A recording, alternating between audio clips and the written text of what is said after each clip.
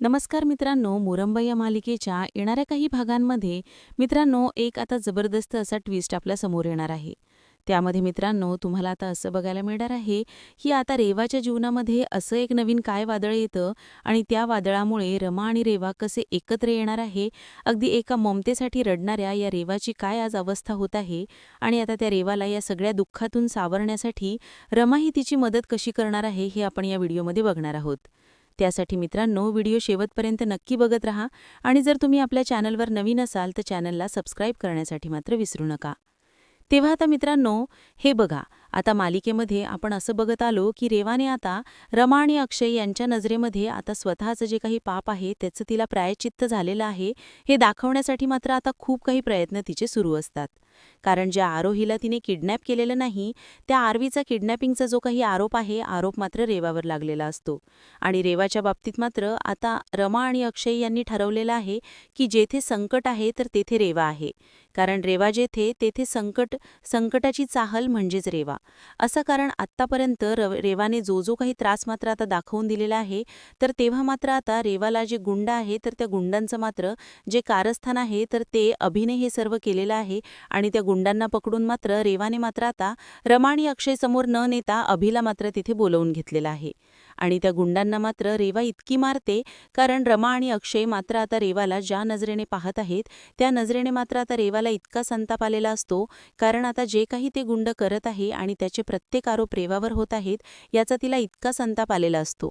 आणि ती त्या गुंडांची इतकी धुलाई करते, इतकं त्यांना मारते, परंतु आपलं सगळं काही भान हरपून मात्र रेवाने त्या गुंडांना मारलेलं असतं. आणि त्याच वेळेस मात्र आता जे काही होणार आहे रेवाच्या जीवनामध्ये, कारण आता त्या गुंडांना मारून मारून रेवा इतकी बेभवान झालेली असते, तिला आपल्या तब्येतीची सुद्धा काळजी नसते. त्यानंतर मात्र आता जेव्हा ते रेवा तांबटकर हे दोघेही तिथून जायला निघतात त्याच वेळेस त्या गुंडांनी आता सांगितलेलं असतं की आता मुलं चोरणं ही आमची टोळी नाही, परंतु तो अभिषेक मुकादम आहे ना, तर त्याने आम्हाला अगदी पैसे जे आपल्याकडून घेतले होते ते पैसे दिले नाहीत आणि ते पैसे वसूल करण्यासाठी आम्ही हे सर्व केलेलं आहे. तर आता हे सर्व काही ऐकल्यानंतर मात्र आता रेवाला धक्का बसतो. कारण अभि असं का वागला असेल, नक्की अभिचं यामागचे वागण्याचं कारण काय असेल, हे सगळं काही आता ती सगळ्यांच्या समोर घेऊन येणार असते.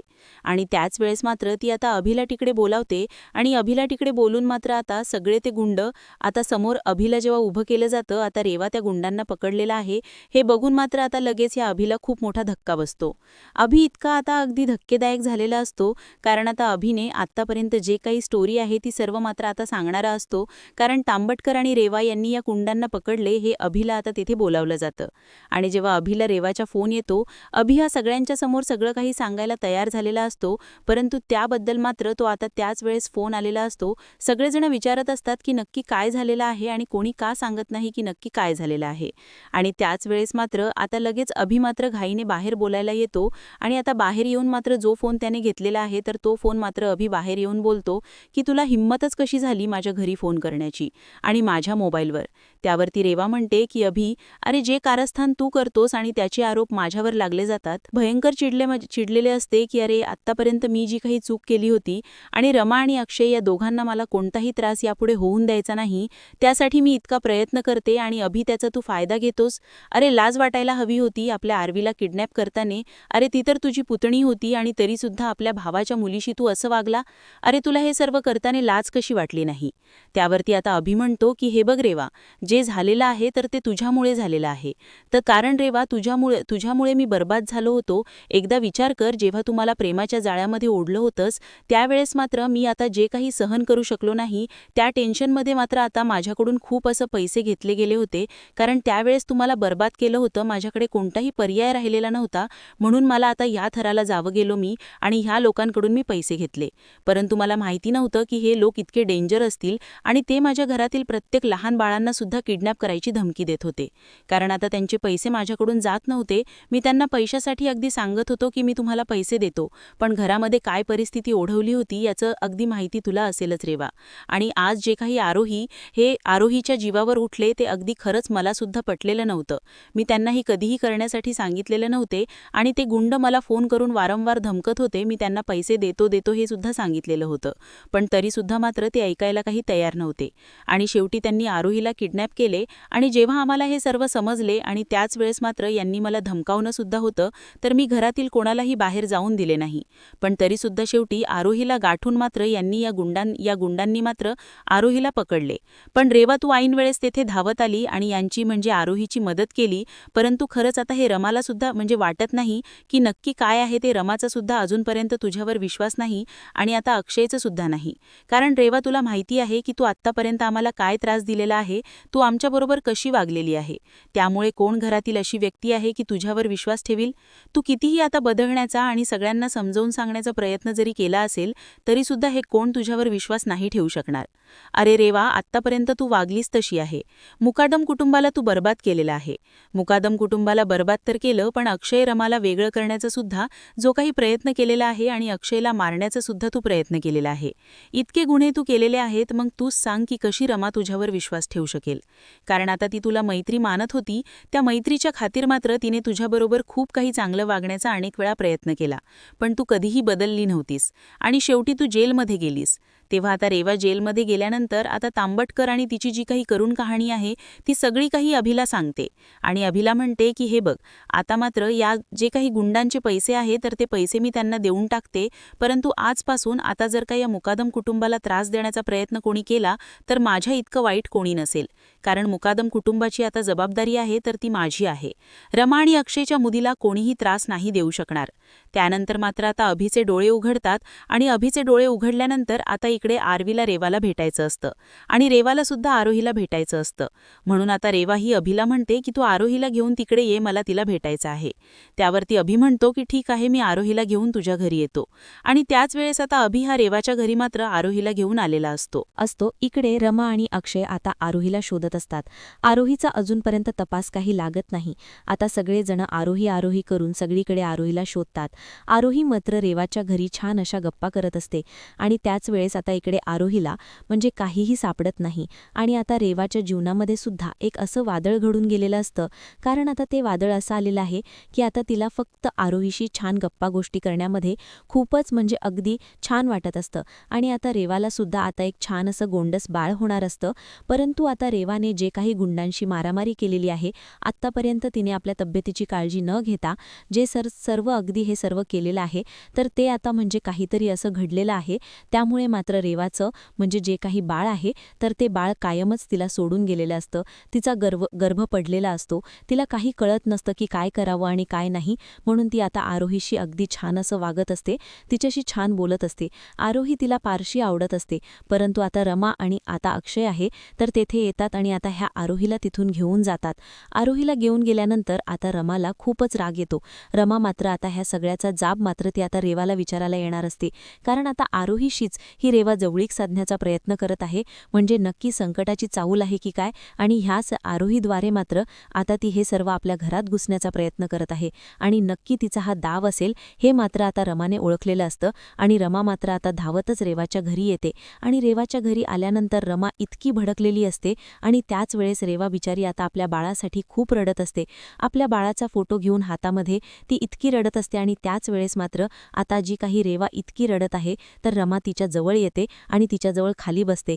रमाच्या डोळ्यातून आता पाणी येत असते. रेवाचं दुःख आहे, एका आईचं दुःख काय आहे आणि हा मात्र आता रेवाचा काय नक्की धोकादायक सापळा आहे की नक्की रेवा हे सर्व करत आहे, नक्की काहीच कळत असतं. परंतु आज रेवा इतकी रडत आहे तर रमा लगेच आता तिच्याशी जवळ येते. रेवाच्या जवळ बसून ती आता रडत असते आणि रेवाला आता जवळ घेत म्हणते की रेवा, हे बघ, अगं मी तुझ्या भावना समजू शकते. एक आई म्हणून तू कुठल्या परिस्थितीतून जात आहे हे मला कळत आहे. आज तुझ्यावर जो प्रसंग ओढवलेला आहे तो कुणावर यायला नको आणि तुझ्यावर सुद्धा यायला नको होता. परंतु खरंच आज तू जे काही केलंस, आज एका मैत्रिणीची लाज राखलीस, माझ्या आरोहीला तू वाचवलंस. पण माझा खूप मोठा गैरसमज होता की तू नक्की आम्हाला त्रास देत आहे. आणि रेवा, खरंच मला माफ कर. आता रेवाला आत्तापर्यंत खूप एकटं वाटत असतं. तिच्या जीवाभावाचं असं कोणीही तिच्या जवळ नसतं. तांबटकीर तिच्यावर खूप प्रेम करत असतो. तेव्हा आता रेवा रमाकडे बघून ढसाढसा रडत आहे.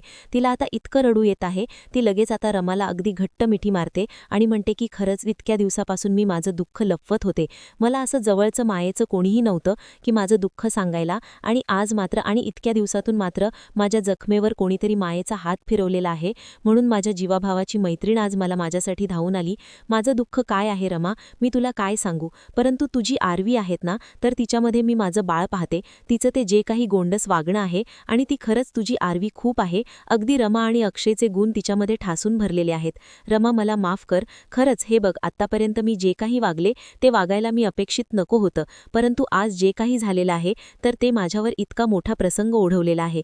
मी कधीही आई नाही होऊ शकत, म्हणून मी तुझ्या मुलीशी अगदी प्रेमाने वागते. आणि तिने सुद्धा जेव्हा आता मैत्रीचा हात माझ्यापुढे केलेला आहे, म्हणजे जेव्हा ती मला भेटली तेव्हा आता तिच्यामध्ये मला खरंच तुझे गुण मिळाले. एक माझी मैत्रीण भेटल्यासारखं मला वाटत होतं. आणि खरंच रमा, मी तुझ्या मुलीला हिसकावून घेण्याचा प्रयत्न करत नाहीये, परंतु मी तिला अगदी एक मैत्रीण बनवण्याचा प्रयत्न करत आहे. प्लीज तू त्याचा गैरसमज करू नकोस. जे काही आहे ना ते सगळं सत्य आहे. आणि प्लीज मात्र आता तू आमच्या मैत्रीचा असा गैरसमज करू नकोस. मला वाईट वाटतं, कारण आज माझ्यावरची परिस्थिती आलेली आहे आणि आज त्या परिस्थितीतून मला बाहेर काढण्यासाठी रमा हाकेने आणि धक्क्याने तू माझ्यासाठी धावून आलेली आहे. प्लीज मला म्हणजे मायेचं असं म्हणणारं कोणीही नाहीये. आणि आरवीला माझ्यापासून हिसकावून घेऊ नकोस. माझ्याशी तिला मैत्री करून दे. खरंच मला ती खूप आवडते. आणि मी तुला खरंच सांगते की मी तिला किडनॅप केलं नव्हतं. तेव्हा आता हे सर्व अभिमुळे घडलेलं आहे. हे सुद्धा रेवा मात्र आता नमाला सर्व काही सांगते. जो काही घडलेला प्रकार आहे, अभिच्या गुंडांनी आरोहीला किडनॅप केलं होतं आणि मी खरंच वाचवलं. आणि त्याच वेळेस हे असं माझ्या आयुष्यामध्ये घडलं. तेव्हा आता हे ऐकून रमाला खूपच वाईट वाटते. रेवा आता रमाला म्हणत असते की प्लीज माझ्यावर विश्वास ठेव.